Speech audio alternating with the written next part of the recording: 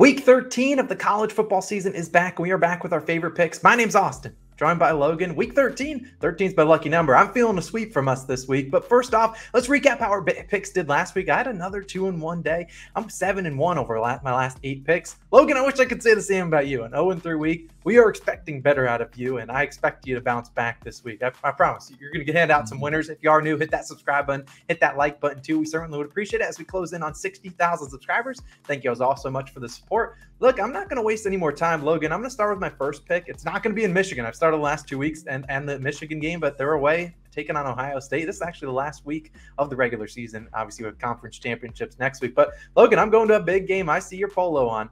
Florida taking on Florida State. And I'm going to take an unpopular play. What I expect to be in the comment section is I will be taking your Gators, taking them plus the points, plus 10. Now, let me talk about why. Now, we look at a team like the Florida Gators, and let's talk about Florida State first. Florida State's 8-3, having the best year they've had in a hot minute. Their last 4 games, they won by 25, 42, 35, 32 points. Now you got Florida coming in here, 6-5, just lost by 7 to Vanderbilt. Yes, Vanderbilt Commodores. No, not basketball. No, that's the football team. And look, the Gators like to pick and choose when they play. And I think they show up on Friday. This is a Friday night game on ABC. And I know everyone's going to be riding with the Noles, even because they're at home. But I think the spread would be bigger if they were expecting the Noles just come out here and just pounce on the Gators and just absolutely send them back to Gainesville. I think the Gators show up on Friday night. Yes, they lost to Vanderbilt. Look, got to forgive and forget that memory.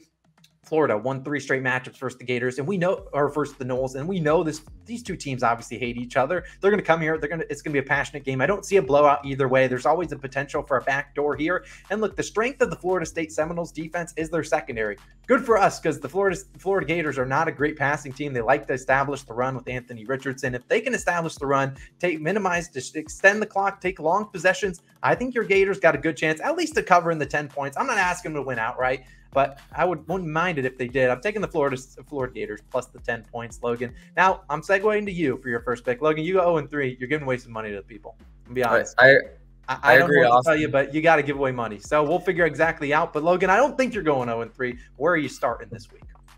Yeah, look, I have to be better. And just like Tim Tebow gives his promise speech and where he fired up the team, I'm firing up myself, and we're giving some winners away. And we're starting the Big 12, right? West Virginia versus Oklahoma State, and I'm taking the over 65.5 total points in this one.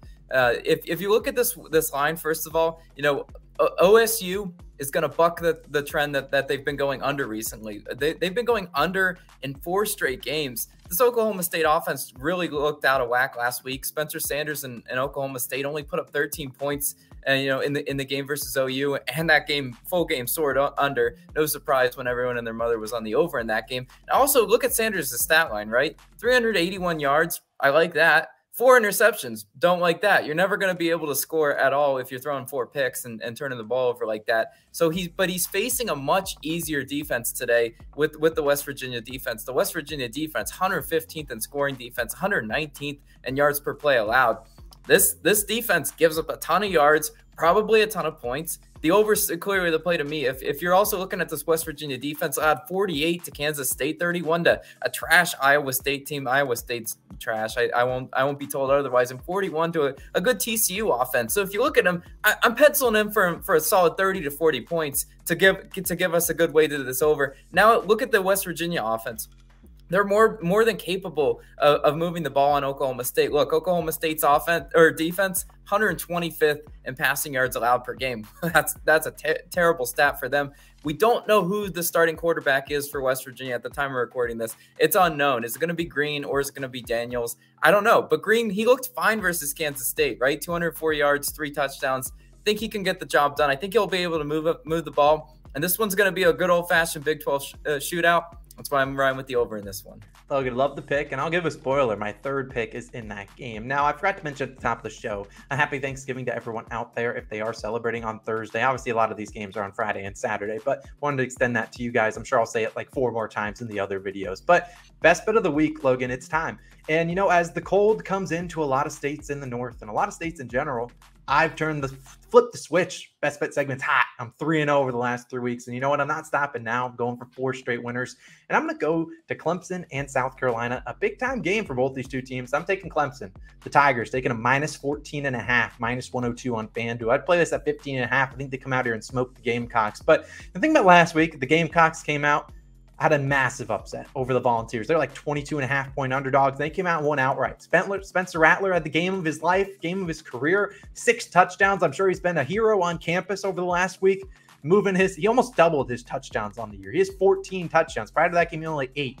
So I don't know if that's more of a fluke more than this guy finding something. I think it's more of a fluke, and he's got a tough task against a talented Clemson defense. And after a disappointing loss from the Tigers 2 weeks ago to Notre Dame, they said, you know what, we got to make the playoff, and they've turned it on. 2 dominant wins by 15 covering this line versus Louisville, a good team, and 30 versus Miami. It's not really saying much taking down Miami. They've stunk this year, but Clemson needs to keep dominating these teams to move up and up and stay in that playoff contention. They're obviously already in the conference championship next week when they take on North Carolina, but Clemson, they've dominated the Gamecocks. 7 straight wins by a lot of points. They've won those games by 30, 35 the last 2, 21, 24, 49, 5, and 18 points. They've been dominating the Gamecocks, and while the Gamecocks are having their best year probably in a hot minute, I think this Clemson offense and defense is much better than them on both sides of the ball. I think Tennessee, they had that big win over Tennessee last week. I think this is a big letdown spot for the South Carolina Gamecocks.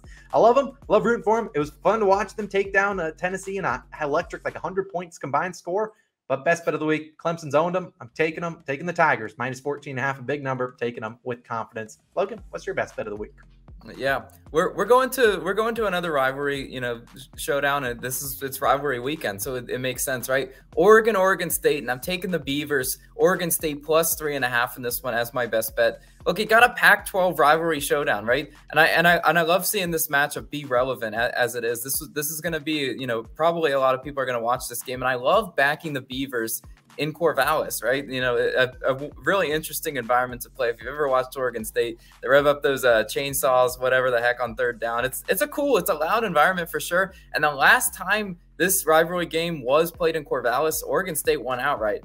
It would be cool if they duplicated that again, but I'll take them with the points in this one. Look, this Beavers defense as well, they play a lot better at home this year. 14th in scoring defense, 25th in yards per play allowed. So this is, that top, quarter defense. I expect them to, obviously, they're going to have their hands full against, Oregon. But Oregon's 4th in scoring offense, explosive, right? We saw Utah sort of contain them. Now, Oregon State, I'm not saying they're going to contain them, hold them under 30 points or under 20 points or anything like that. But I think they can be enough of a roadblock to keep this one within the field goal spread.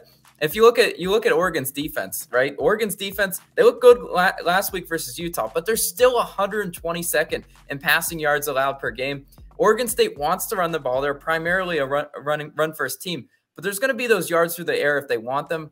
And I just look, spooky stuff happens in Corvallis. If I'm Oregon, I'm really spooked going into this one.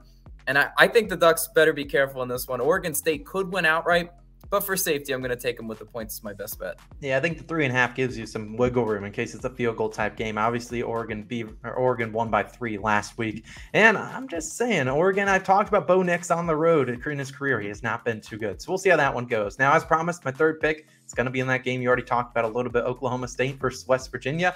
And I'm hoping this team helps you out, Logan, because I'm taking Oklahoma State and the Cowboys, taking their spread -8.5. And hopefully they lay it down on West Virginia and they can score 50 points to cash Logan's over as well.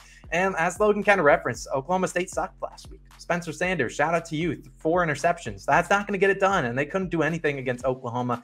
Not Oklahoma Sooners now don't have the greatest defense ever, but lucky for them, they obviously get West Virginia to end the season. And Oklahoma State 6-0 at home, winning by 14, 17, 56, 10, 7, and 6 points. They've played a lot of good teams like the Texases and whatnots of the world in the Big 12, but look, they're getting this team in West Virginia who has stunk on the road. You saw me back West Virginia a couple weeks back because they were at home, and they were at home last week, but they stink on the road. 1-4. Their only win is against the Virginia Tech team that's, I think, 3-8 or so. And their losses have come by 7, which was earlier this season. And the last 3, 18, 38 and 17 points, can absolutely slaughter on the road. I think this is a West Virginia team that Logan talked about. They can't play defense. Sanders in the offense can't possibly be worse than they were last week, throwing 4 interceptions, turning the ball over. I just think Oklahoma State and the Cowboys come out here, say, you know what, we're going to forget about that Oklahoma game. We want to get to a good bowl game. We need a win here, a dominating win against West Virginia, and I think they lay it down on the Mountaineers. I don't love laying big points, but those are basically all my picks this week. But I do think Oklahoma State gets it done. I'll take them as my third and final pick. Logan, wrap up the video.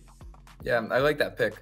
For mine, we're going to a lesser game, right? You know, it's rivalry weekend, but still, there's money to be made in these smaller games. Now, this is a ranked matchup, right? James Madison versus Coastal Carolina. I'm taking James Madison minus 13.5 in this one. I am laying the points with the Dukes in this one. First of all, we got to do some line reading, right? My favorite thing to do in gambling and in college football, especially. You got number 23 ranked Coastal Carolina. They're 9-1 on the year. They're getting 13.5 points. I mean, whew, the public is massively on Coastal Carolina, and the public is actually heavy on Coastal Carolina outright. Even like plus 440 odds is currently the value on Coastal Carolina. I just see a huge percentage on it. So public, what could go wrong, right? You know, if you look at this Coastal Carolina team, you know, it isn't the same without McCall at quarterback. You know, we saw Jarrett Guest, you know, come in last week, 163 yards, 2 interceptions, barely holding off Southern Miss the last time the Coastal Carolina played. They didn't look all that impressive. He didn't look all that impressive at quarterback. And I think that's kind of why we're getting this big number. Look, James Madison definitely has the offense to be able to put the separation between them and Coastal Carolina. If you look at James Madison's offense, 22nd in scoring offense, 36 in passing yards per game. So they're definitely that top upper tier of offense, and they can run and hide. I mean, with a 2-touchdown spread like this, we need them to put some distance between Coastal Carolina and themselves, and they will do it. If you look at Coastal Carolina's defense, they have not shown the ability to stop the pass at all. 117th in passing yards allowed per game. That's really back in the pack. At home, James Madison's defense as well has just been really stout. They've been a juggernaut. 9th in scoring defense, 6th in rushing yards allowed per game, and 3rd in yards per play allowed. It's a top 10 defense in the FBS at home. Now, I'm not going to say they're going to completely shut down Coastal Carolina, but I think they're definitely going to give us the distance we need to cover this 2-touchdown spread. I'm riding with James Madison once again in this one. Logan, I love it. I love James Madison. I've tailed them before earlier this season. They cashed out for me. So good luck to the Dukes. Those are our 3 plays of the day. Each of us, hopefully we have a 6-0 week. And if we do, we're giving away some money to you guys. We appreciate all you guys' love and support. Thank you guys all so much for hitting that subscribe button, hit that like button, drop your favorite picks down below. And we'll track that towards the fans record. I believe they went 1-2 last week. We need a better week, people. But this is Austin and Logan. We're signing out. See you guys back again next week. See you guys then. Peace out.